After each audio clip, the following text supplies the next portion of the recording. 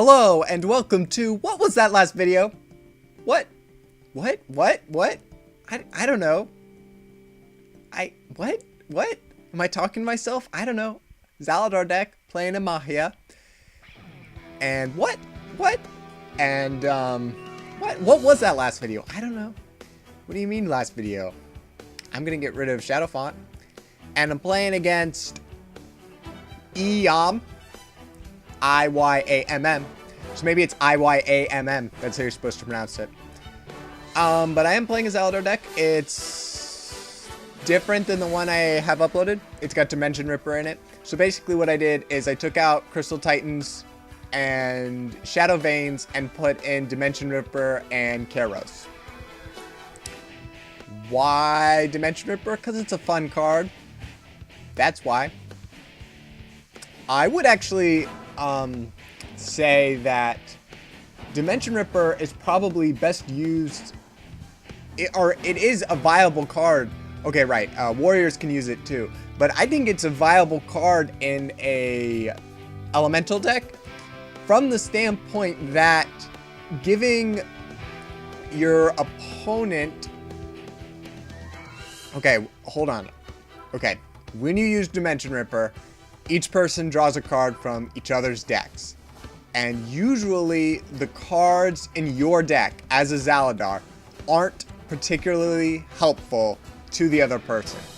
The only thing that's really helpful is maybe if they get a mind control or like a Shriek of Vengeance or something. But you know, Shadow Font, most heroes can't really use that. Infernal Gargoyles and Morbid Acolytes, like those are helpful, but not really, you know, whatever. I probably got a better card. You know, if they get a Dimension Ripper, it's like, okay. If they get a bad Santa, okay. So, I mean, yeah, I think we're going to get rid of Kairos, by the way. So, I mean, I think it's, I mean, right, sometimes you give them all your best cards and you just get all of their terrible, crappy cards and it just sucks and you just want to blow your brains out. But, you know, that happens sometimes. Like, one time I played against this Dark Claw. I actually wrote about it on the forums because, I don't know, I was confused. So eventually the Dark Claw had 2 Lone Wolves on him, and I don't know if that was a glitch or a bug, or it was some weird thing with Morphic Armor and Dimension Ripper, and a lot of things were going on, you know, but, so right, he got Morphic Armor, which sucked. But yeah. Mahia does choose to attack the Infernal Gargoyle, and she's going to kill it off with Lightning Strike. Yay, Lightning Strike. But I do like using Shadow Font there. Shadow Font's nice if you go first, I would say. And I think we're actually going to use Dimension Ripper, maybe. Actually, maybe not. We're actually going to get rid of Shriek of Vengeance and play Morbid Acolyte and Bad Santa. Because she's going to draw 1 card, and I'm going to draw 2. So that's why. It's a good position to use that. Because she drew 2, but then she doesn't draw 1 at the beginning of her turn. So she only nets 1 card. And I net 2 because I played the Bad Santa and drew 3 cards. So yeah. I'm probably going to get rid of this Acid Jet because Mahia isn't usually too... Or Mahia isn't going to really have weapons. The only thing she might have is a Dagger of Unmaking, but that is very unlikely. She does play a Morbid Acolyte of her own. And she does use Consuming Fear, which is annoying. But I think we are going to just play Kairos and end my turn. Yep, that's what we're going to do. End my turn. We will be able to kill this Morbid Acolyte next turn. I'm assuming, unless something weird happens, I will be able to use my ability, and I'm probably going to play Dimension Ripper. Unless she puts out something really powerful and I want to use mind control on it. She does get out of Tome of Knowledge, and she might just draw a card from that. Which, I'm kind of sad that I just got rid of that Shriek of Vengeance, but oh well.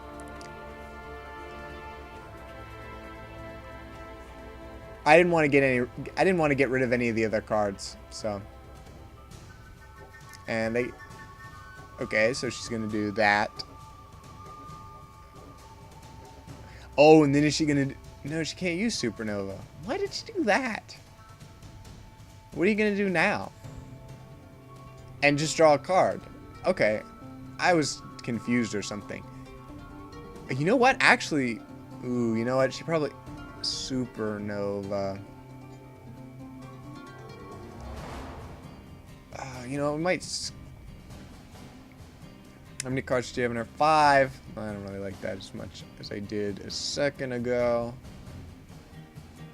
Okay, the problem I have with just playing the Death Mage Thaddeus and the Infernal Gargoyle is that if she's got a Supernova, I'm screwed.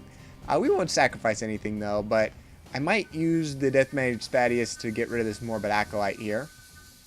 And I'll attack her with Kairos.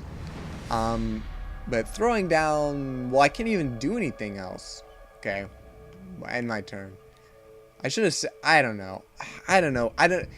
That was a tough decision. I don't know what I should have done there. I mean, see, I could have sacrificed something, and then I could have played the Death Mage Thaddeus and the, like, Shadow Font, but I don't know. She does play Consuming Fear on the Kairos, which is whatever. I want to keep that card. And Mind Control. Let's get rid of... Well, what am I going to do this turn? I might just play Infernal Gargoyle, and this card is what I think I'm going to do. She's going to be able to use her ability next turn. And hopefully I will be able to use mine at some point in the future. But she hasn't really played any allies out.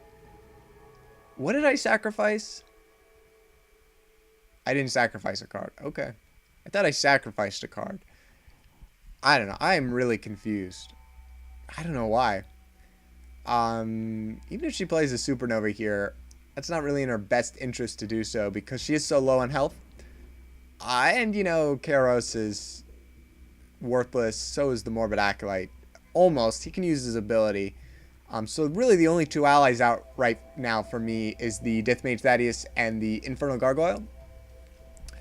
She is accumulating a good amount of resources, which is when mages really get deadly. So I would assume she's going to get rid of the Death Mage Thaddeus here. And she does. We'll see if she has anything to deal with this Infernal Gargoyle. She's going to use her ability on it and draw a card. Which I will say she should have done that first. I mean, okay, she used the Fireball. She's probably going to use that anyway. But what if she drew something like really awesome? I don't know. I think we are going to finally get down Dimension Ripper here. Okay, so one thing I wanted to mention about Dimension Ripper is Dimension Ripper goes really well with Bad Santa. And the reason is, okay, let's say I play Dimension Ripper. Let's say I have a Bad Santa in my hand too. Okay, I play Bad Santa. I go up to 6 cards. She's at full. So then when I attack her with Dimension Ripper, I get a card from her deck, but she doesn't get a card from mine. Ooh, and I got a Fireball. And did you see what she got? She got a Morbid Acolyte. I don't care about that. And yeah, end my turn. But yeah, so I will say that you know, if you use Dimension Ripper really wisely, it doesn't become a hindrance. It does work, but you just kind of have to be careful with it. And I think it's pretty much game over. Actually, it is game over, right? 3, 4. Yeah, I can win. So let's throw that away. Because I can use my ability, right?